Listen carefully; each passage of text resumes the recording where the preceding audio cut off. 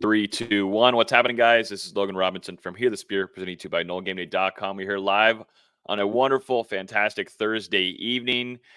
It's still, I know, VZ, it was not a great post game. I don't know about wonderful for FSU versus GT, but I've tried to get my head out of it. It's a longer week we have, which kind of sucks, but also gives you time to maybe move on and reset. And you got to hope the Florida State team does as well. But we're here on Thursday evening. We're going to give our last thoughts on Florida State versus Georgia Tech. We all did some film reviews, so we're not going to spend the whole entire hour doing that. I think everybody has their own podcast that they like to go listen to, and I've already seen a lot of reviews. If you guys haven't yet, we have our instant reaction right after the game ended, so we had our own 45-minute spiel on it. We're not going to spend all night just talking Florida State versus Georgia Tech. So we'll spend off 15, 20 minutes max on that, and we'll move forward and get ready for this Florida State versus Boston College preview. We also got some updates on some NFL Noles as well, some of them making the practice squad, some making that 53-man roster. Dalvin Cook just found his new team. So we'll give some updates on the NFL side. We'll talk about some practice observations. We'll talk about the depth chart. And then at the end, we'll give our score predictions at the end of this. So make sure you guys stay tuned for that. As always, you can listen to this podcast on iTunes, Google Play, Spotify. If you're on YouTube right now, hit that like button. We definitely would appreciate it. With me this evening is Austin VZ, our lead basketball writer and a football writer, I should say, practically now. And then also to Dustin Lewis, our editor-in-chief. Gentlemen, how has y'all's week been so far? It's a new week. A lot of chatter on social media. Obviously, the last couple of days, the tweets I put out before practice today didn't go very well. So it's been an interesting couple of days, and excited to get over to Monday and see what happens. Yeah, I'll be honest. I moved on from the loss pretty much as soon as we got off the instant reaction. So hopefully we get a better result. I did. I swear. I cranked out a couple Mavs articles and then put on the Montana State New Mexico game and just enjoyed the rest of my day. Must be nice. Is that you in breakups with the girl or anything? It's just that quick. You're able to get over them pretty quickly. It's just one of those. Football can't hurt me anymore after the playoff snub. So just whatever happens, and move on. I was going to say, we went for a wild ride there to end off Florida State's 2023 season. So this last loss, of course, yes, you're like, dang, first loss. It's going to happen at the very beginning of the season, but maybe we'll discuss it later where Florida State can still fight their way and get into that college football playoff and, of course, reach that ACC championship if things go well. But, yeah, gentlemen, not a pretty game looking back on the film, which we'll just go ahead and jump into right now. What were some things that you guys saw? We'll just open this up in discussion. Like I said, we're not going to spend the whole entire podcast on here doing this. I know, like I said, a lot of viewers and listeners have already gone to maybe other shows that have already talked very deeply into all this. So we're not going to stay on here for an hour doing this. But what are some things that stood out to you, D-Lou? I saw you posting some clips the next day, which also were garnering a lot of engagement as well. When Florida State's fan base is rolling and it's happy and you hear it. But if something goes bad, and it definitely did go bad in the way that Florida State showed up on Saturday against Georgia Tech, they go crazy wild, and we saw it. But D-Lou, what have you seen on film and YouTube VZ have stood out to you guys? It was a tough game. Watching it live, I think everyone could realize that. And then looking back at it, it was a pretty ugly loss for Florida State, to say the least there. And, the defense, I just thought for the most part, the front pretty much fell apart. The linebackers were missing in action a lot of the time. DBs were solid for the most part, but Georgia Tech only threw the ball a couple times, obviously. Florida State, they've got a lot of work to do with that front four and that linebacking core as well. We've talked about them having to replace both Kalen DeLoach at that linebacker position, and I think that showed up more than anything in this game because Georgia Tech was just getting right through there, and the linebackers weren't making a lot of plays, and that kind of led to Shaheem Brown and some of those other guys into cleanup duty. So that wasn't pretty, and obviously Boston College bringing in the second best rushing attack in the ACC from last season. Georgia Tech was number one. So you're going to have a heck of a job to do on Monday night in Florida State. They've got to make some of these improvements quickly. And, I think the play calling as well, there were some question marks there. You look back at that final drive, the 3rd and 7, you've got a linebacker in man coverage with a running back, and he's got to cover 20 yards of ground on that route out of the backfield. And then on the third and 18, it was kind of a similar situation there where, you had man coverage. The linebacker was pretty far away and kind of had to try and get in there and clean it up and was unable to do so. So in my opinion, Florida State, a lot of adjustments and work to do here on all facets ahead of Labor Day. Yeah, D'Lo kind of said it best before we went live. Usually we go back and watch these games, go, if they can fix a couple things here and there, we can feel good about going to next week. There is so many things they got to get fixed, not just for next week, but for the whole season going forward. The linebackers were horrific. I know we talked about that a lot last Saturday, but they were just so bad. And, like D'Lo was saying, with Kalen DeLoach gone, you don't have 4.4 speed Roman back there anymore. And now it's DJ Lundy, who's, we don't know for sure, but he kind of runs in that 4.7 range if we had to take a guess. They just don't have that same, get off to them. And the defensive line just looked disinterested the entire game, just being pushed off their spots the entire game. Part of it was Fuller. We said it again last week, a lot of 6-man boxes. Late in the game, you started seeing some 3 linebacker sets, but for the most part, it was light boxes, and Georgia Tech just using misdirection and running straight on it. And that some of that's play calling, some of that's guys got to be more physical, got to be more engaged. But it's definitely a rough showing from the defense. The offensive side, you can look at it on one hand and say, hey, they had 7 possessions and they scored on 4 of them. It's not really the offense's fault. But at the same time, Norvell's got to be much better calling plays. Can't be running into stack boxes on 2nd and 3rd and long. I get DJ's not Jordan Travis, but he is a 5th-year senior. You got to let him loose at some point. Mm-hmm. Yeah, that's one thing that I took away if we're going to stay on the offensive side is you got to get DJ's arm going. I think that's him, as we've learned the last couple of years that he's been in the league and college football, in the league of college football. You got to let that arm kind of go and find its rhythm. And I'm hoping that's something when we preview Boston College here in a few, we see that Monday night. Let's get that thing warmed up. Let's start building some chemistry and find him a rhythm early on in the game in the first, second quarter, instead of having to wait until you're in that second half when you're in desperate mode and then going on the defensive side. Yeah. I think they tried to find him a rhythm by doing those little quick dump offs and the play action rollouts, but then they just didn't stretch it vertically. I liked how they started. That's what I'm saying. Yeah. But you got to stretch it vertically at some point. Yeah. And you can have those intermediate routes under DJ, and that's fine. But even some of those were, got to be higher. Got to get that Malik Benson on that comeback route. He's in a one-on-one situation. If he's able to make a move on that defender, you've got track speed that probably can take you down the field, if not grab 6 points and find the end zone. To me, though, defensively, that really stood out, as it felt like the defense was allowing things to come to them, whereas they weren't going to what they needed to get to and find their gaps and getting to make sure we're on the edge. It just felt like they allowed Georgia Tech to run their plays against them, where the defensive side of the ball needed to attack, and that has to go to with the play calling and, just schematically what Adam Fuller was having out there. But just felt like, the more physical team on that side of the ball was the offense going against Florida State, and they just allowed those guys to just come to them, and definitely in the linebacker room when you're talking about that. And the defensive side ball getting pushed around is not it's just plain and simple. We weren't expecting that whatsoever after a lot of the things that we were hearing in fall camp. And, I think that's a good learning lesson for all of us here and across the beat. We can see things in practice happen and they can be going well. Seems like things are going great. But, man, if you don't show up on Saturdays and it doesn't look like you give a damn, you're going to get your ass beat, and you got beat by Georgia Tech. And that's something that I think Florida State, they felt like they were the 2023 team again, and it was just going to easily magically happen again. Florida State lost major amount of production from going into this season from last year. Major amount of production. You don't have that anymore. And I think that was a clear wake-up moment for them. And I'm really happy on my end of things that happened in week 0. You got time to look back, fix things, and you got to hope that progresses going into Monday night.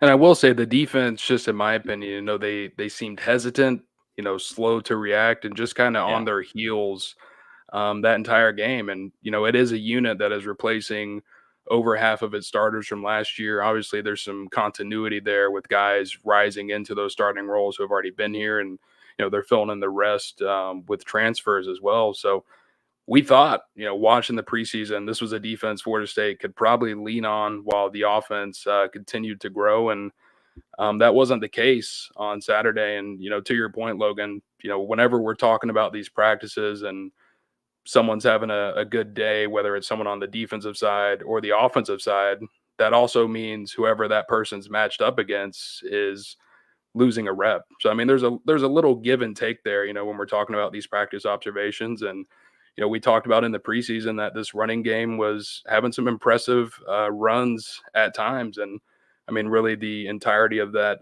running back group getting involved there and making big plays. So when you're seeing that, the defense is obviously losing a rep at that time. And it wasn't pretty against Georgia Tech. And at the same time, a lot of what we saw against the Yellow Jackets, I will say we didn't necessarily see that in practice. So, I mean, you got to hope this is a performance that Florida State can shake off and respond on Monday night. I think the biggest way to describe it is they just didn't look hungry. They didn't play desperate. And that's how they felt last year, where they just pinned their ears back and went and make it plays. This game, it just felt like they're waiting for someone else to make the play for them. You just can't do that, especially against a team that's as talented as Georgia Tech is on offense. You can't allow the game to come to you like you were saying earlier. You got to go attack things head on, and they just didn't do that. And hopefully that changes going forward. Mm-hmm. And I do want to just point out really quick, I mean, even last year with the defense that Florida State had, they struggled against the rushing attack at different points of the season. Ranked 70th in the country, allowed 152.2 rushing yards per game, 7 games of over 140 yards on the ground, gave up, I mean, we don't have to talk about the number in the bowl game. That doesn't really count in my opinion, but 209 yards to Virginia Tech, 197 yards to Duke. So even last year, with so many guys that ended up going off to the NFL and made a lot of really good plays for Florida State, they were susceptible at times to getting gashed on the ground. And, I don't know if that necessarily has to do with the personnel, because, I mean, you look how good Florida State was last year, or is it the scheme where you've got a 4-2-5, only 2 linebackers in there the majority of the time. But either way, I mean, so the history is kind of there with Florida State struggling at times with ground attacks, and Georgia Tech, they took advantage of that. Something we weren't expecting whatsoever. We saw the success on that first drive, and Florida State was rolling, had tons of holes. I was like, holy smokes. D-Lou, you weren't lying. This offensive line, adding that with the running back room that we saw in fall and even in the spring, we're like, holy smokes, this is right here, right in front of our eyes. They flew over to Ireland. This was easy peasy. And then it just falls right on its head as you try to get that going and drives moving forward. You had shuffling there on the offensive line, which I'm not a fan of whatsoever anymore. I'm tired of it. I'll always stand on it now. Sucks. I don't like it. I want 5 consistent guys, if healthy, out there. And I'd like to see if there's mistakes being had, that's fine. You switch it on a week-to-week basis. I don't want to see it shuffling in the game anymore. I'm tired of it. That's just plain and simple. I don't know. What are y'all's thoughts on that? Because I just don't know how that helps any kind of chemistry offensively overall to build consistency, to get down the field. It didn't really work last year. I understand you had health stuff and blah, blah, blah, but I know we saw Robert Scott out there at right tackle. It was a nightmare of a play for him, I'm sure, when he looks back on film at it. Just kind of over it. Just over it.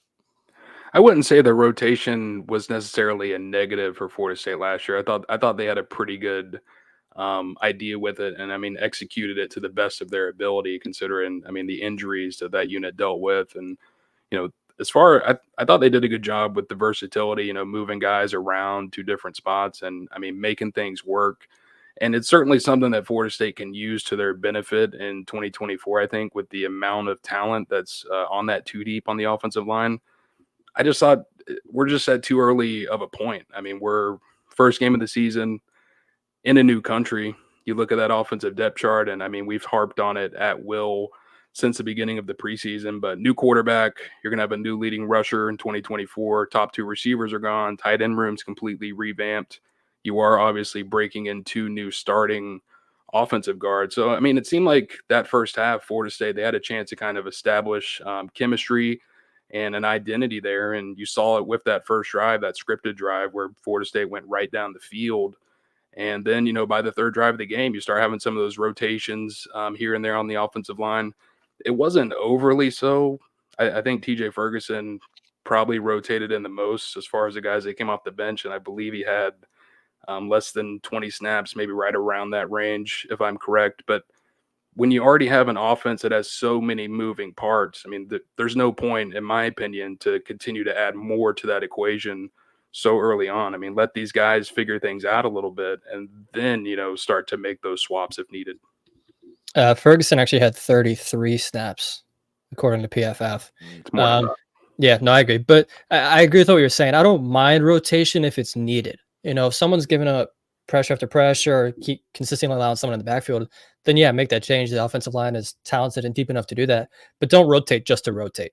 Just for the sake of doing it doesn't make a lot of sense, because we saw how disastrous Robert Scott's 8 snaps were. And, Byers wasn't great, but I think we know what Robert Scott is at this point post-injury. And it just, like Logan said, it doesn't make a lot of sense from the chemistry standpoint. Just pick a 5 and go with it, unless someone's absolutely doing terrible out there. And I think it's just a vital thing for offensive linemen. I mean, I ask questions all the time post game or during the week of practices here in Tampa. We ask Tristan Wirfs all the time, how big is building chemistry and communication there? And he says that is the biggest thing of keeping our quarterback clean and keeping the running game going. It's all about communication. I think having the same guy by you all throughout the game, week to week, plays a vital role on building consistency and getting your offense down the field. And I understand you get put in situations where you got to have guys shuffle if it comes down to health or, like you said, VZ, poor performance. But, that's one thing. And I think it's almost kind of the same thing as Florida State getting too cute on the defensive side with the shuffling, because we saw a lot of Earl Little Jr. We saw Kevin Noles as well over there. We saw the linebacker remove and rotate. And I understand it's also week 0, so you kind of do these things more often, and I doubt we'll see that much of a shuffle moving forward. It is week 0, so got to go on that other side too and understand the coach's perspective. But still, nonetheless, maybe the same thing is happening on the defensive side, where you have some shuffling where, if you feel solid after some things, we'll talk about the depth chart here, but if you feel solid with this player, you kind of just move forward and you roll with what you got in that regard. And maybe they don't feel too secure there. You had guys like Brian Jones and Greedy Vance that would be able to sub in and take those spots, and you know what you were going to get from them. There was going to be good play, but you're a little bit more of a concern with the new guys in those roles. I mean, I remember towards the end of last year, we were still seeing a lot of rotation in the defensive unit. It really wasn't until the Florida and Louisville games when they stopped rotating as heavily. But I remember when we were at that Clemson game, granted that's, 4th game of the season, Omar Graham and DJ Lundy were consistently running out there with those second linebackers in that second defensive unit. Byron Turner and Gilbert Edmonds saw a lot of snaps last year. So we saw rotation a lot last year. Just, the last 3 or 4 games, it finally gradually went away. But I think they got to go away from that this year. Just as far as the offensive line, it just kind of seemed a little bit forced, especially like you talked about, Logan, whether you look across college football or the NFL or, probably even high school football, when you've got your offensive line out there, if you can, you're trying to have those same 5 guys for the most part. There's obviously not a lot of teams that are doing what Florida State does and trying to do some of these rotations mid-game and stuff. So it just seemed a little forced. But then on the defensive side, I kind of understand it because it's the first game of the season. You've got so many new starters, so many new pieces. You want to sprinkle those guys in there and see what they can bring to the table and see what you can kind of establish. And, it didn't work for Florida State. And I do think we're going to see a multitude of defenders in this lineup across all positions of the defense, here early in the season as they kind of figure out what's going to be the best group for them as far as that starting 11. And then, the 2 deep filling in behind those guys as well, because just like this defense, as we saw last Saturday, they've got to establish an identity. Mm-hmm.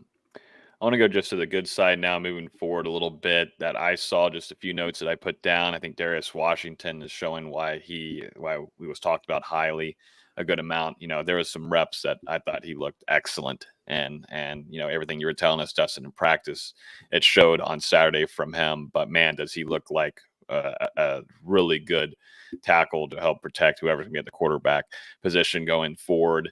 Coming out of the game, it seems like they came out pretty healthy, which is a good thing. Taking the positive out of here, you always want to have that on that side. And then that's your second positive. That's my second positive. Like we said earlier, not a whole lot here, and everything can't just be pretty all the time. But I am trying to find some little things. And then my last one here is just play the offense around Ryan Fitzgerald. So I'll take the you go. Darius team one further. I thought the left side of the line as a whole was fairly solid with Richie Leonard at left guard and Mo Smith at center. It was really the right side that had a lot of leakage issues, but that left side I thought did a pretty solid job against the Georgia Tech defense that was very, very aggressive.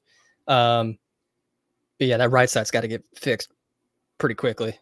Yeah, you kind of took the words out of my mouth there. I was going to say the same thing. That left side looked pretty solid for the most part, and you've also got to think Georgia Tech. I mean, they had eight plus in the box. I think 50% or more of the snaps that Florida State was out there. So I mean, this offensive line at a certain point, you're kind of dealing with a numbers issue, and that's why Georgia Tech was able to get through so many times. And it's another reason why it's critical for this passing attack to open things up for Florida State, spread that defense out a little bit, and then that's what's going to allow these running backs to show how talented they are. Any other positives that you guys want to list out from this game, or is it time to move on? Because we've hit past our 20-minute mark here, gentlemen. My only positive is that the game can no longer hurt us. We are on to a different game. Yeah, I say it's time to move on. A couple we'll point out, Edwin Joseph's big hit on special teams, and there was a couple younger guys who showed some promising flashes, and we'll see if they're able to get involved here more moving forward. Absolutely. So let's go jump into some practice observations with a mix of the depth chart that came out earlier this week when we talked to Mike Norvell. But let's jump into it. I already saw a comment asking how the practice looked and everything. And, once we get into the season, we can't dive as deep as we do during fall camp and spring camp. So making sure everybody is noted on that. But just how did things look? Did this team come in, ticked off? Did they come in just feeling regular? It is a practice, so it's not really fun. But what were the vibes like, D-Lou? Mike Norvell looked fired up. I mean, that's per usual, though. That's nothing new. It's a different scenario, right? Because you look back to last year, the guys that have been on this Florida State roster, they haven't had to deal with the aftermath of losing a regular season game since all the way back at the midpoint of 2022. You had the loss in the bowl game, but that kind of ended your season, and you moved on from there. But now these guys, after a loss, back on the practice field, and obviously not feeling great after what they went through on Saturday. But as Mike Norvell has said, in the post-game locker room, in the press conference earlier this week, he believes that clearly wasn't Florida State's best performance, and that they've got a lot more that they can show here moving forward. And I mean, it all kind of started today with that practice.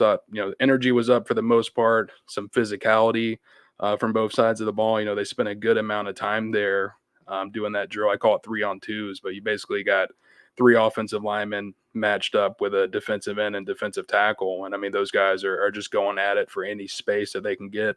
Felt like they added an extra period onto that drill today just to kind of have those front lines going at each other. And I mean, it led to some really good moments. Robert Scott actually had a really physical rep against Marvin Jones Jr. You had Daryl Jackson in there flashing. Darius Washington did pretty good. Maurice Smith put a veteran defensive lineman on his back. Patrick Payton had some flashes. So you were kind of seeing it from both sides there. And going into a practice like this, I think that was the kind of competition that Florida State wanted to get out of it, to get those juices flowing a little bit and get this team dialed back in on what they have ahead of them. I think a lot of it's a mental game now, just to hit that mental reset, and you got to completely forget about what happened previously. And this is where I think we're going to see the true test of what this 2024 team is going to be moving forward when we get to Monday night, and it's going to be the first quarter. We're going to find out in a couple of those first drives, both offensively, defensively, if they're able to switch out what happened in Ireland. Mm-hmm. But because the talent's there, the ability, we've seen it in the past with some of these players as well, but it's now time to step up. And, I look at guys like Pat Payne and Farmer defensively, Lundy, whoever is going to be in there that's a vet. I look at also AZ, Fentrell, Shaheem. These guys have been around success. This should be able to bring that over into this 2024 squad. And if not, then there's something mentally and there's something holding them back. And then, but yeah, I mean, to me, like I said earlier, you come into this game fairly healthy. Some guys, of course, dinged up a little bit, but it's football. But you got to like where you're at going into this week 1 and personnel wise with everybody on board. But was there any deep balls from DJ in practice? Anything, any deep balls? Because that's what I'm looking for, to utilize that speed that we heard about all the last 6 months. Wouldn't say a ton of deep balls, but I mean, he was getting some good work in over the middle of the field there, connecting with multiple guys. Kyle Morlock actually had a couple there. So, I mean, that was definitely encouraging to see, after some of the shorter stuff that we saw this past weekend. Brock Lynn actually had a really nice deep ball to Deuce Spann, hit him in stride. Spann had another good catch earlier in the day. And yeah, I mean, overall, I thought the quarterbacks, pretty solid practice, did a good job of taking care of the ball. Don't believe that there were, any interceptions thrown during today's practice, and, some good, smart, quick decision making. So hopefully we'll see that on the field on Monday. Here is the depth chart from earlier this week that was released. Not a whole ton of crazy changes in here, but there were some minor ones noted here. I put down Jeremiah Byers takes over that right tackle spot. There's no longer an or there with Robert Scott. Yeah, Conrad Hussey over there at the free safety spot. No longer sharing that with Devontae Brown. And also, too, we talked about earlier, Kevin Noles is solidifying that spot at the nickel position. Earl Little Jr. no longer listed in the or. Takeaways from this gentleman. I know a lot of everybody wants to see just a major shakeup in a depth chart, but that's just not going to happen. It shouldn't happen. You're just going into game 2.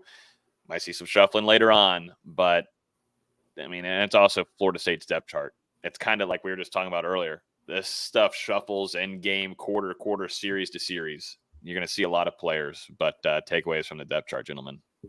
Yeah, if you expect to see a big change on paper, that's just not really what Florida State does. And we can even point back to the game against Georgia Tech. I mean, as Logan said, this was pretty much your depth chart for that game. And you look at that linebacker position on defense, Cam Riley and Blake Nicholson were listed as co-starters, but then you had DJ Lundy and Omar Graham trot out there to begin the game, and those two guys played the most snaps at the linebacker position for FSU. So, I wouldn't get too caught up in it for the most part, but I would say the 3 changes that we saw, not really the most surprising.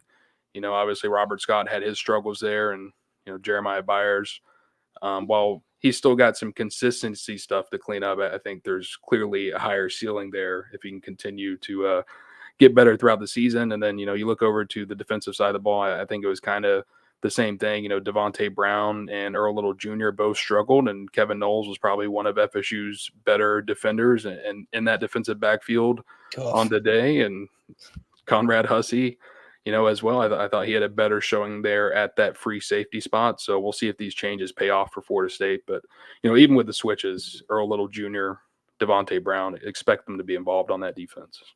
Which it should be noted that, you can only take so much weight out of Pro Football Focus grades, but Devontae Brown and Earl Little Jr. were the 2 lowest rated players from that game, with Earl Little down in the 20s. So I'm not surprised to see Hussey and Noles listed as full-time starters, but I wouldn't mind seeing some rotation of some of these younger guys like Edwin Joseph and Jabril Rawls and maybe even Quindarius at times. Joseph is the big one for me because, didn't have a defensive snap in that game, but had that big hit on special teams. I'd be interested. And he was someone we talked about during the preseason. It got to a certain point where I think he had 3 or 4 interceptions in consecutive practices. So he was certainly showing some flashes after getting back from that shoulder injury that cost him most of his freshman season.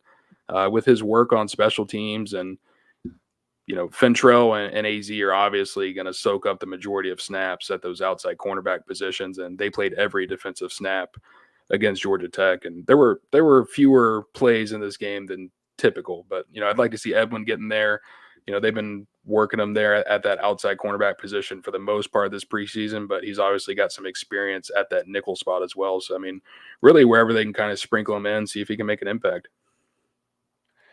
Who I want to see more of is right here on Monday night, 95. I thought looking back at some of the film, Daniel Lyons, I think it's time to see a little bit more of him, just going off of the things that we saw last year, the strides that he's taken, and also how he showed up in that game against Georgia Tech. Not like everybody was like it was phenomenal, but I thought just effort wise, getting back there on assignment for the most part. I thought Daniel Lyons did well, and I think he deserves to see some more playing time, gentlemen, on Monday. Yeah, it was an up and down performance. I mean, had some good moments. Obviously, got in there on that tackle for loss with Blake Nicholson, and had some moments where he and just like the rest of that defensive front were kind of washed out of the play by that Georgia Tech offensive line. But certainly someone that I think deserves some more playing time because, as you noted, he's going to put the effort in when he's in there. And I think to that note, you look at KJ Sampson. He's someone who we've talked about that hustle that he brings. And, it's been in practices for the most part early in his career. But I'd like to see, if he's going to bring some of that same effort to the table in a game. And, at least when you do have those guys out there, they're going to give it their all. Well, that's the depth chart there, guys. Let's jump into a discussion on NFL real quick before we jump into this Boston College preview and drop in our score predictions for Labor Day night. NFL cuts happen. This is always a wild time, just us now jumping into the world of NFL just a couple of years ago with the Bucs, and now we cover the Washington Commanders as well.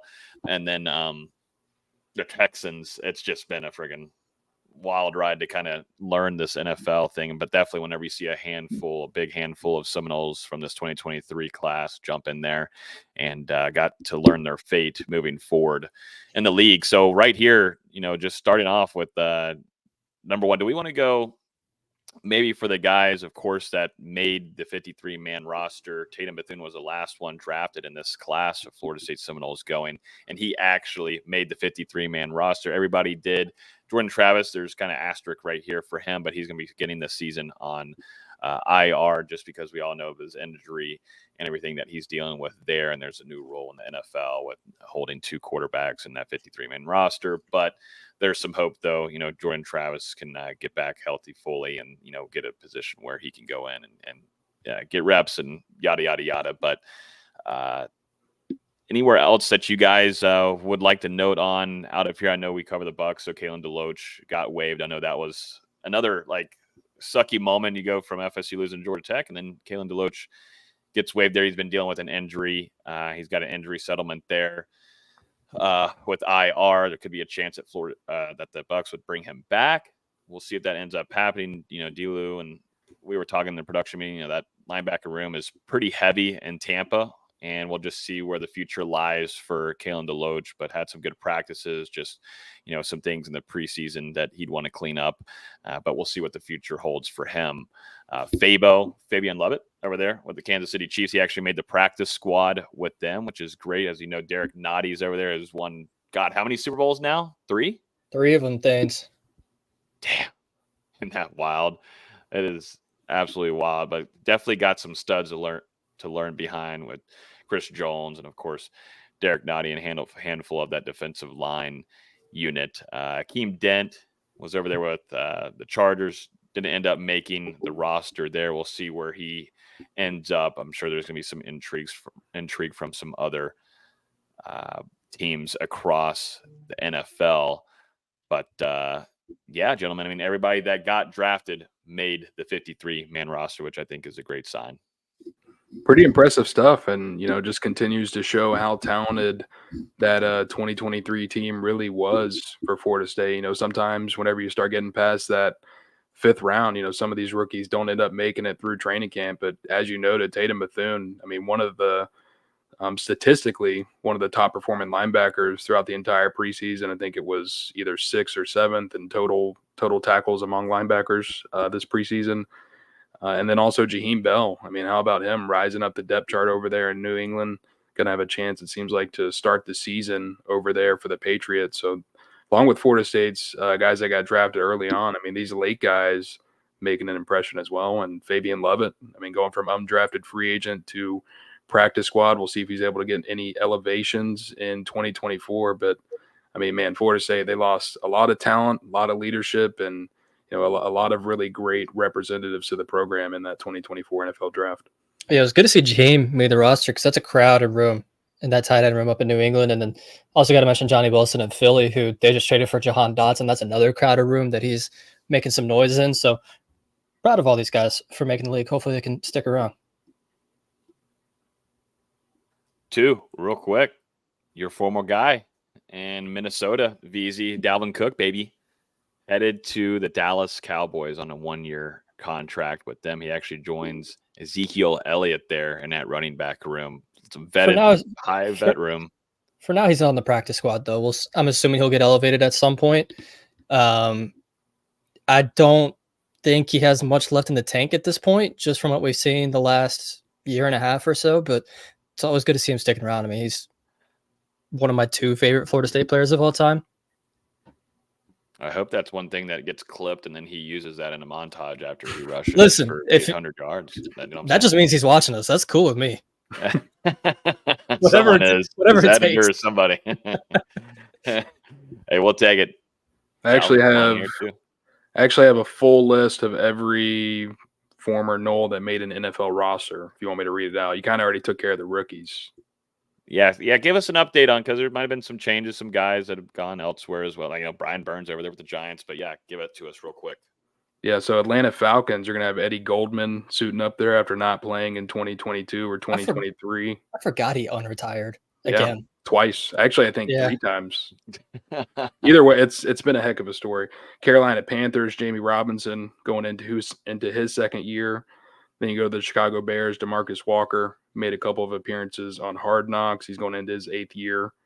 Cleveland Browns, you got Dustin Hopkins, kicker, along with Jameis Winston. Both of them made the 53-man roster. Go to the Houston Texans. You just talked about, you were talking about Dalvin Cook, but another former Florida State running back who played for the Vikings, Austin, Cam Akers, really impressive comeback off his second Achilles tear, and he makes that roster for the Texans after he got signed on the roster after a workout. So credit to him, man. And then Mario Edwards Jr. also on that roster. Mario is still hanging around, man. Wow, that's something. Isn't that wild? And Texans ended up cutting Cam Irving ahead of his 10th year in the league. There's another one that I'm surprised he was still sticking around at this point. Jacksonville, everyone knows about Jarian. Ronald Darby also going to be making the roster there. We talked about Derek Nottie with the Kansas City Chiefs. You go to the Raiders, Janarius Robinson entering his 4th year in the league.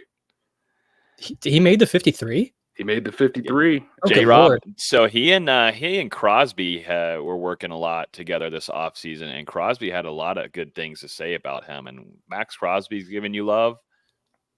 J-Rob making some strides. Actually, we saw him in Charlotte, when we were up there for Florida State's ACC championship game, and he was there supporting the Noles. But, man, good for him, and also, too, former Nole. And went to transfer to the UNC, of course, but Mari Gaynor also making that 53-man roster. But hey, you learn behind Crosby like J-Rob. We'll see what Janarius has got this upcoming year. Yeah, because I'll be completely honest, that's another former Viking, so I saw plenty of him in the NFL, and he didn't do very well. 4th-round pick for the Vikes in 21, I think it was, and wasn't very good. Good to see him sticking around, though. Look at him. Let's go out to L.A. You've got Derwin James. He's already going into his 7th year in the league, which is kind of crazy to me. I mean, time just flying by. And also, Asante Samuel Jr. Chargers obviously released Akeem Dent. We'll see what happens with him. Sticking in L.A. with the Rams. Verse and Fisk, obviously going to be starters there on that L.A. defense to open the year. Rams didn't see him play all year. Sorry, I didn't see him play all preseason, by the way. Just want to note that because I know – we never talked about him. It's because we never saw him play in preseason. Sean McVay did not put them in at all. So that just kind of goes ahead and tells you that he's already liked what he sees in practices, like what he sees on the 2023 season film, to make sure those guys are fully healthy for week 1, which I believe they're facing Detroit, which is going to be a really fun game. I believe they're facing Jared Goff in week 1. It might be in Detroit. I'll have to double check that, but a really fun game to see the debut of the Braden Fisk and Jared Verse show on the West Coast. But yeah, just to finish that off, Rams did end up cutting Keir Thomas, and I don't know that he's made his way back onto the practice squad just yet, but that'll be something to watch out for. Back to Florida with the Miami Dolphins. Jalen Ramsey going into his 9th year in the league. The Dolphins ended up cutting Robert Cooper, who had signed with them earlier this month. New England, Jaheim Bell obviously go to the New York Giants. You've got Graham Gano going into year 15. Brian Burns traded from Carolina to New York this offseason. He'll be preparing for his first season as a Giant. The Jets, Jordan Travis, on that non-football injury list, and you've got Jermaine Johnson coming off a Pro Bowl season going into year 3. Philly, you've got Josh Sweat. He feels like he's been there forever going into year 7. Johnny Wilson as well. San Francisco, obviously Tatum Bethune and Bernardo Green. The Bucks cut Kalen DeLoach. And yeah, that kind of ends it off here. I believe there's 13 teams this season that don't have a single Florida State player on there. Come on, Minnesota. What are we doing? 26 former FSU players on 53-man rosters. Then you got a couple on practice squads. Jordan Travis on that non-football injury list. So, we'll see what happens throughout the season. Maybe, a couple of these guys impress you, get close to that 30 number by the end of the season. I just looked it up. This is going to be fun, gentlemen. Jared Verse and Braden Fisk will be kicking off their NFL debut on Sunday Night Football Week 1 against the Detroit Lions in Detroit. Ooh. Sign me up all the way, baby. That is going to be fun. Matt Stafford homecoming debut of Fisk and Verse. That'll be fun. I mean, sign me up. Good scheduling there by the NFL, but yeah, there's definitely a lot to like. And I know I need to note too on like Tatum Bethune and where he's at. He's got a really good linebacker room to learn behind as well. And I'm interested to see, who knows how much playing time, yada, yada, he's going to get this upcoming season. But still, just to be able to sit back behind that linebacker room, just like we were talking about the possibility of Kalen DeLoach to do this upcoming season, man, it could do some big things for him, just kind of like what we saw with J-Rob over there with Max Crosby with the Raiders. So, yeah, NFL Noles, man. I'm excited for this upcoming season. I think Keon Coleman and Josh Allen are going to light it up and do some fun things over there in Buffalo. Interested to see what, if we do see Dallin jump in there, if there's some ways that, with that Cowboys offensive line, they get things going there. Dallin in space, he's not easy to get a hold of, and that man can take off and score early, but a lot of fun things to look forward to on the NFL side of things for FSU this upcoming season. Gentlemen, let's jump into this Boston College preview. Florida State's going to be facing the Boston College Eagles, and a very, very lethal, I think, and we haven't even seen a product yet in 2024, but to me, I think it's going to be a lethal running game attack that the Boston College Eagles are going to be bringing against Florida State's defense. First thoughts going into this one to you guys after what we saw last year when this team faced Boston College. Florida State won 31-29, but as we saw, it was very, very close at the end. Penalties really hurt Boston College here to keep them around and actually lose that game. Thoughts here going into this one, gentlemen? It's going to be a really interesting game because, like you said, Boston College, they played Florida State extremely tough in 2023. And you look at this roster, they've got 15 starters back, 7 on offense, 8 on defense. Now, there are some changes. Obviously, Bill O'Brien coming in as a head coach, got a new offensive coordinator, a new defensive coordinator who is he has 15 years of experience in the NFL. He's also coached at the college level, the high school level. So, Boston College, Florida State saw what they did a year ago, but they haven't played a game yet this season. And no guarantee that they're going to look exactly the same as they did in 2023 as far as what they run on offense and defense. So that's kind of a little bit of an unknown that Florida State has to prepare for entering Monday night. But one thing they do know, Thomas Castellanos is fast, and Thomas Castellanos is pretty damn good. And, you got Kai Robichaud back there. Florida State was able to face him last year. I think they're probably familiar with a guy named Treshaun Ward, who's going to be in that running back room as well. So I think defensively, entering this game, what you have to do. It starts with limiting Castellanos as best as you can. And then on offense, I think if Florida State can look a little bit like they did in that second half as far as pushing the ball a little bit more downfield. Hopefully that can open up the running game. But Boston College, they are bringing back that entire front four, really good linebacker as well. I'm really curious to see what they look like. I mean, because you kind of just brushed over Bill O'Brien back. It's his first time as a head coach in college football in over a decade. He spent 2 seasons at Penn State in kind of the wake of those Jerry Sandusky scandals, then left for the NFL and, had some really good years with Deshaun Watson in the Houston Texans back when Deshaun Watson looked like a future star. But then, he spent a couple years as an offensive coordinator in Alabama with Bryce Young. They're putting up points like crazy. I think they're averaging 41 points per game while he was there, but it's a lot different when you're under Nick Saban versus being your own head coach and seeing what you can do. He's supposed to be a quarterback guy. That's what he's done throughout his career. If Castellanos improves even a little bit as a passer, because he only completed 57% of his passes or so last year, combine that with his insanely dangerous running threat. I think he had 1,100 rushing yards last year. Yep. He might be a sneaky candidate for all ACC at the end of the year if he makes those improvements as a passer. And I don't think Florida State has a linebacker that can keep up with him like Deloach could at times last year. It wasn't always that way in the game, but it may come down to a guy like Shaheem Brown being responsible for the spy in those situations. And if you can't get Castellanos on the ground early in this game, it's going to be another long game for the defense. I think too, Conrad Hussey in here too. I would like to add, if he's going to be moving around as fast as we've seen him be able to move, I think Conrad Hussey's another guy to watch that could play a factor in making sure you're keeping an eye on Castellanos. Looking at the game last year, went 20 of 33, 305 yards, threw a touchdown, had an interception. But yeah, I mean, what you're bringing into this game is also Treshaun Ward, former FSU running back, stand out there. He's going to be added in that running back room that's already loaded. Some players that had some big games on Florida State's side last season. Johnny Wilson had 105 yards, 4 receptions, and then Jaheim Bell had 76 yards on the air as well. Those two guys obviously no longer on your team. Florida State's going to have to find some playmakers in this one to go against Boston College's defense. Yeah, I mean, we'll see what Florida State is able to do after that opening game. It's going to be important for Florida State. Obviously to establish this rushing attack, but the real key for them is to be able to hit some of these, whether it's in the middle of the field, whether it's deep shots, to kind of open this passing game up.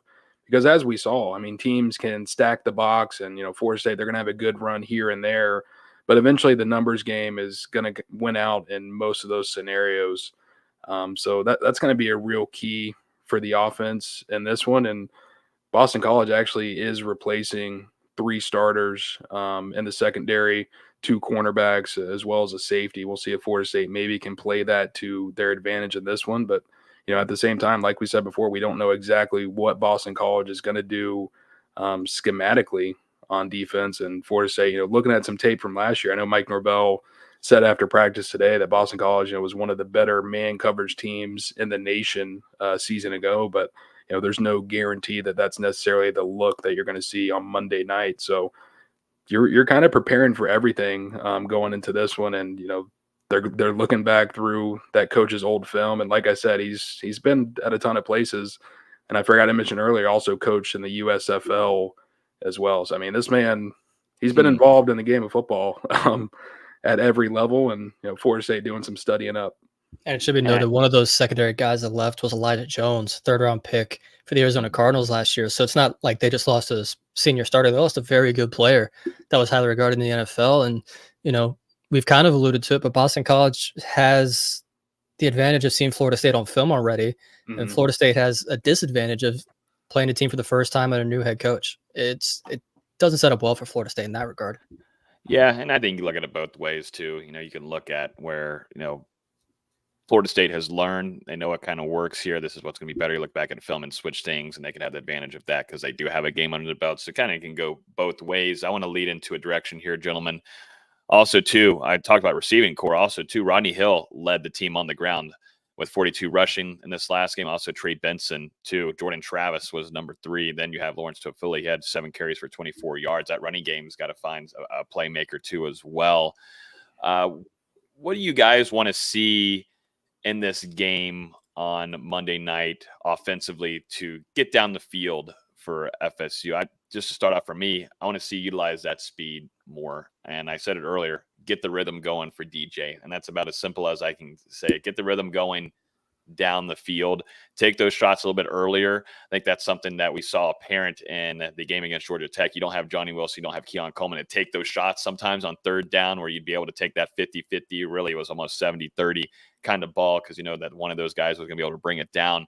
I think taking those shots, you don't have those same type of big receivers, but then you also saw Kentron out there as well. There's a guy like Kyle Morlock. I think some more utilization there on that end. I think for me, it's just getting that passing attack going earlier so then you can open up that run game. I'm interested to see what you guys want to see Monday.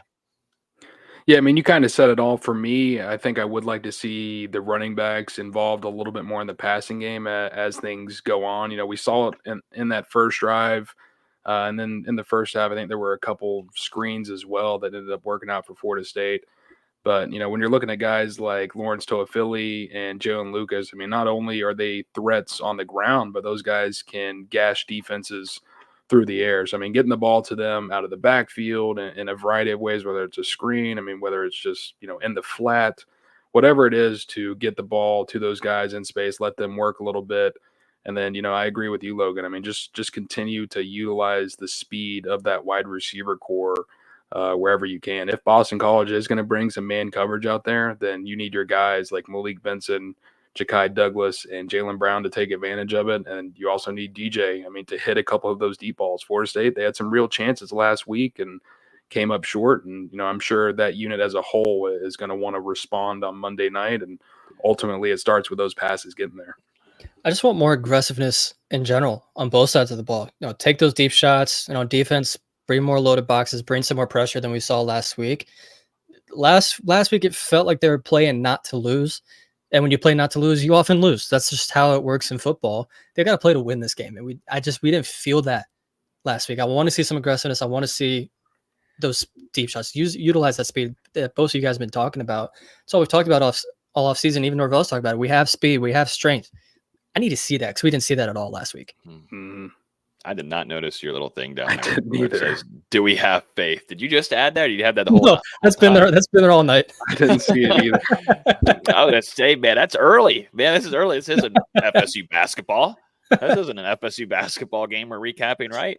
Or a whole season. But we're not. We're definitely not getting the basketball talk now. Not happening. No, but, we do not want to do that. No. But you know, I look at like you all were saying there. I feel like maybe Norvell didn't fully want to trust with DJ and his arm going downfield. It kind of just seemed like that theme, right, guys? It felt like they didn't trust him fully to do those kind of things and take those shots here and there.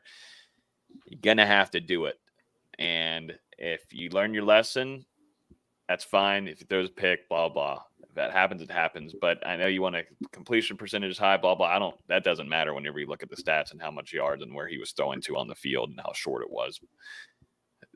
Got to take some shots, and I mean you can't be scared. Mike Norvell can't come into the game. I'm not saying he was coming to the game scared, but just holding back DJ, and you got to use it. And if not, if it doesn't work, and you learn after a couple of weeks, you got another quarterback with Brock Lynn that you've seen some good strides with him and some growth there. And he's a younger guy that, you know what, just shoving him in there.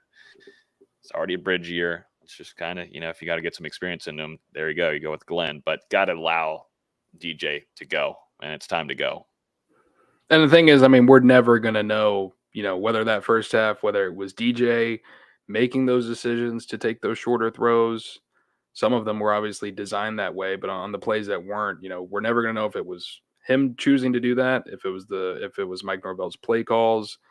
Because I mean, as Mike Norvell said on Wednesday, you know, it was all part of the game plan. You know, he's not the type of guy that's going to do any kind of call out or talk about a player negatively in front of the media. That's just not how he operates as a coach. So I will say, whenever Florida State did open it up some in that second half, you did see the potential there. You know, they missed those deep shots, but you think back, you had that third down completion to Ja'Kai on the sideline where he was able to get that foot down on that final drive. You know, you're able to hit Kentron over the middle on a slant, and obviously the 2 4th down conversions there. Ja'Kai getting free there in the middle of the defense, DJ sliding across the pocket, finding him with a really nice throw.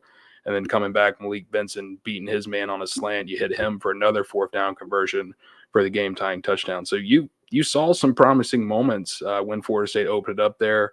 You want to see them hit it more consistently, obviously, when it comes to those deep shots. But I want to see Florida State, stretch the field earlier and often in this game. Yeah, I wouldn't be surprised to see the game start out with a similar play call to how the Georgia Tech game did, where we had that really hard play action dump off to the flat, but instead of the dump off to the flat, they throw it over the top just to keep Boston College honest, and you're showing them something that you've already seen on film. Let's look at some FanDuel. Why don't we, gentlemen? And figure out the spread. The spread is crazy. Yeah, the spread's wild. Mm-hmm. And it opened on some sites around the 20 mark. And I'm like, there is no shot. Mm-mm. No, yeah, right here. Florida State, 16.5 favored. Huh. That's wild. That's wild.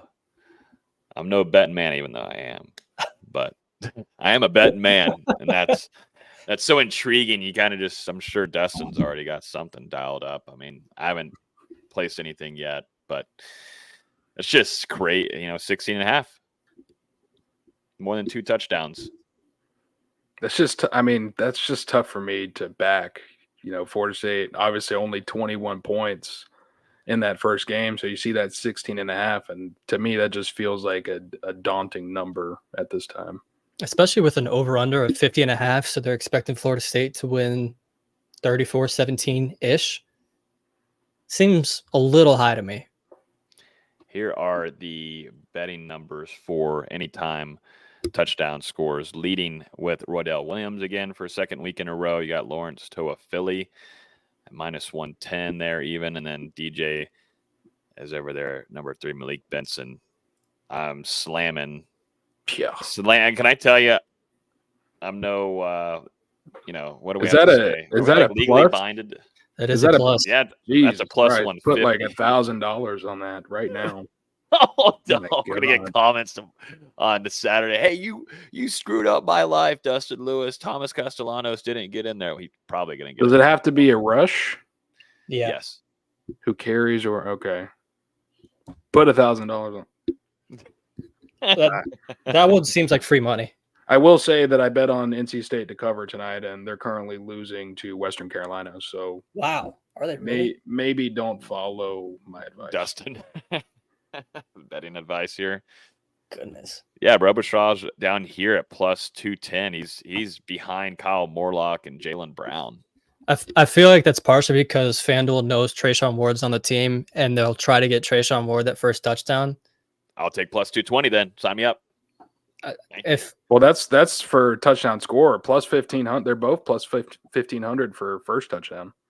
I kind of like that +15 for Trayshawn. Not gonna lie. Yeah. You think Florida State's defense is going to get a touchdown at +470 anytime?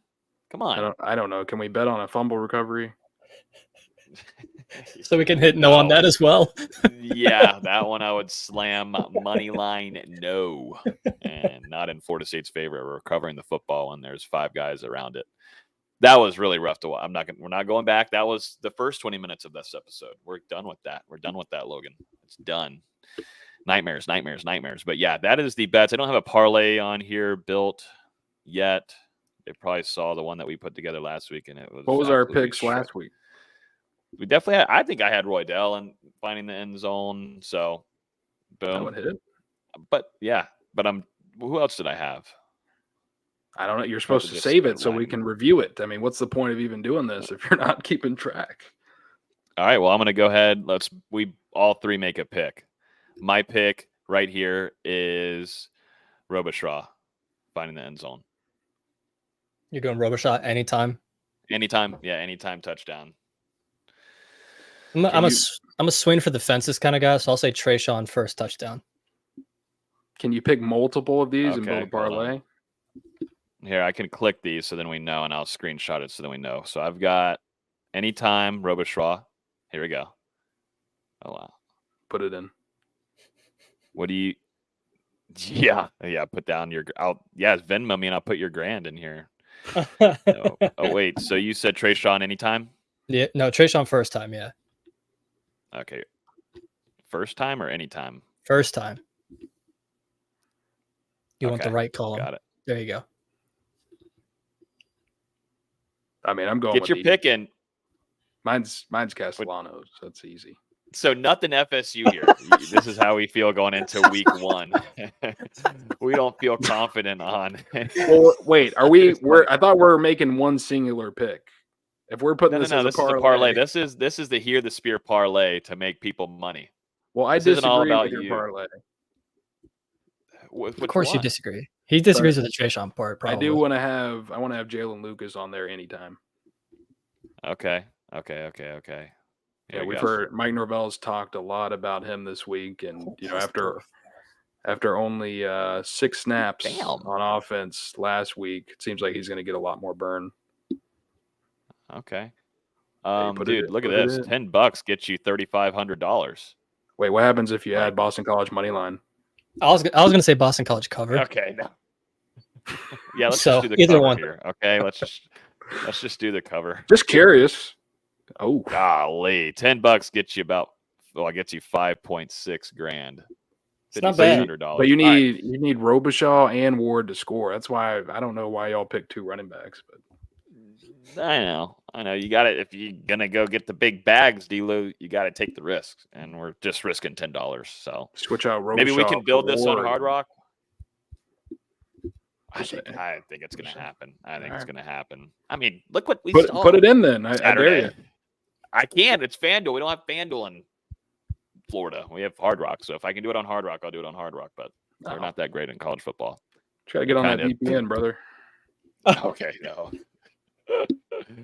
All right, so there's our bets. So for our audio listeners, we've got Robichaud, Boston College, anytime touchdown score, Trayshawn Ward, first-time touchdown score, Jalen Lucas, anytime touchdown score, and the Boston College spread at plus 16.5. So if you guys want to tail it, let us know. And when it completely falls apart and shatters in third, fourth quarter, make sure you tweet us, and make sure you tweet at Dustin Lewis NG.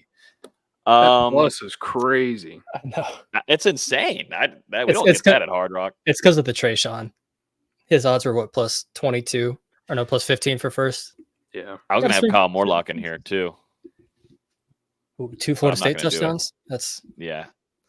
Okay, now we gotta relax. I will say there goes the subscribers. I will say Kyle Morlock did not score a touchdown during the 2023 season, so I'm not taking that one. Yeah, they won't even let me add that, but I'm not going to do it either. But I like this little 4-legger. We'll see if it hits. We'll screenshot it right now, and who knows, we might tail it into Hard Rock here. But gentlemen, let's get into our score predictions for this game, Labor Day night. Florida State loves playing on Labor Day night. We're used to this now.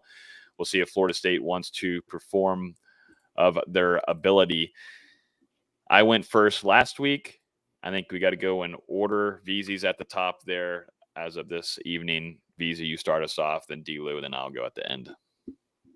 I will preface this by saying I really don't like my pick. I fought it for an hour while writing the game preview yesterday. But for some reason, I still think Florida State finds a way to win this game.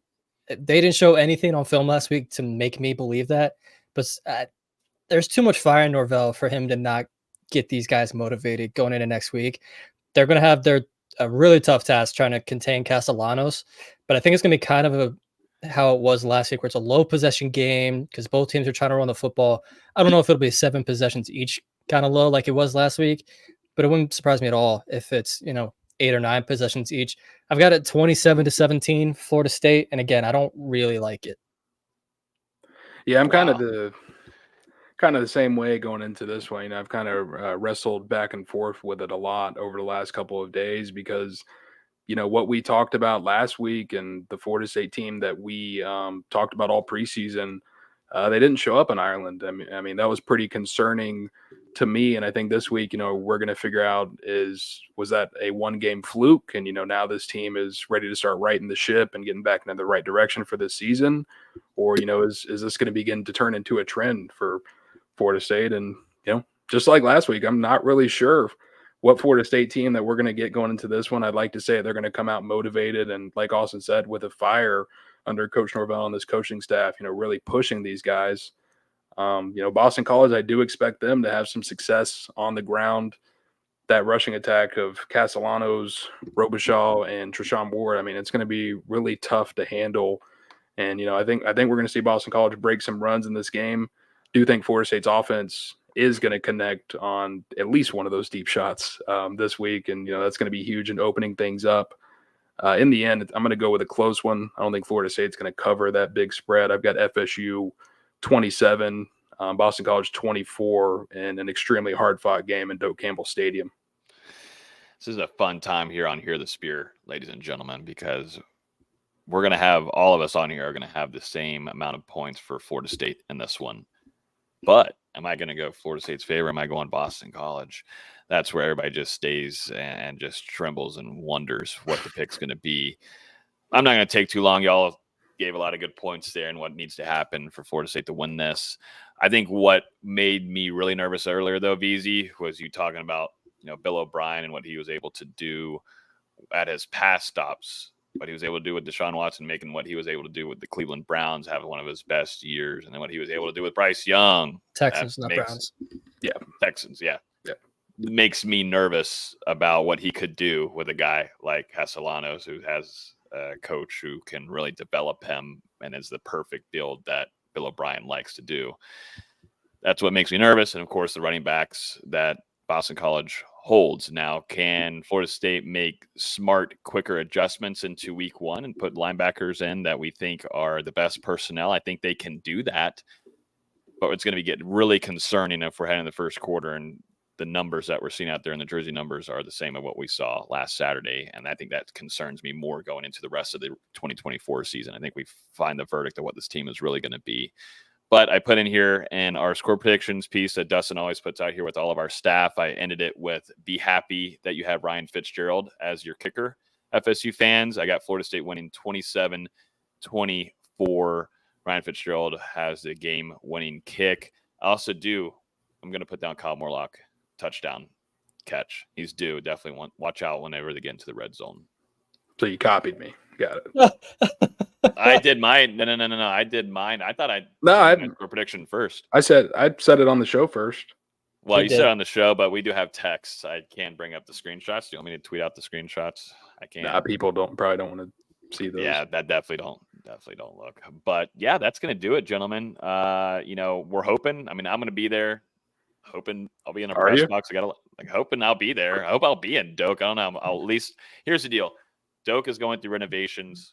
We don't have as much credentials. Not every outlet is dealing with this anyways. So either I'm going to be in the press box with y'all, or I'm going to be drinking beer and probably a lot of beer and not working as much and probably not really working at all. I might throw out some tweets and they might not be good. They might be bad, but I'm going to be drinking, D-Lou, and I'll cheers you. Yeah, just meet me down there at the gates after so we can walk out there and do the post-game show and make sure to give me a glizzy. Stuff in your pocket or something. Bring it down there. No condiments. Yeah. I'm glad you brought that up because we actually do need to figure out if I'm not going to be credentialed, how are we doing the instant reaction and all that kind of stuff if I'm about 8 beers like I said, just come meet come meet me at the gate and I'll put my arm around you and we'll walk in together. I don't know. Oh, gosh. But yeah, should be an interesting show nonetheless for our instant reaction of Florida State versus Boston College, which will be definitely later in the night, but definitely feel free to join us. We'll be going and doing that right after Florida State's press conference with Mike Norvell and a select few of players. But I appreciate everybody hanging out with us this evening. We usually do these on Wednesdays at 7 p.m., but this week Thursdays. But we'll see you guys in our preview next Wednesday. Actually, no preview because Florida State bye week. Yep. Week 0 game. So a bye week, but still nonetheless, we'll have a ton to talk about, I am sure, and we'll be previewing too a lot of NFL Noles, as we were just talking about Jared Verse, Braden Fisk, week 1, Sunday Night Football in Detroit. Oh, can't wait. So everybody enjoy the rest of y'all's week. Safe travels to Tallahassee, and we will talk to you guys on Saturday evening, if not really early. Monday evening. Sunday morning. Or Monday. Tuesday morning. Tuesday morning. It's going to, this game. Yeah. Tuesday morning at like 12:15, calling it. Everybody enjoy the rest of y'all's evening.